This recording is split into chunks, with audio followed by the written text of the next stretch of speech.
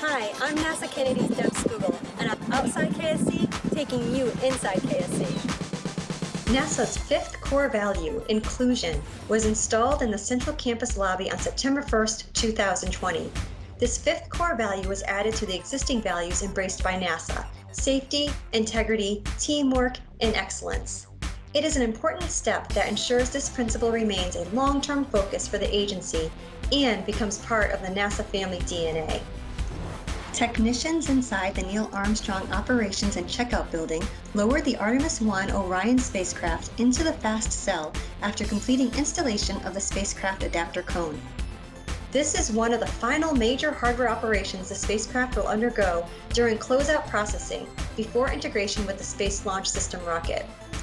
The spacecraft adapter cone connects the bottom portion of Orion's service module to the top part of the rocket, known as the interim cryogenic propulsion stage.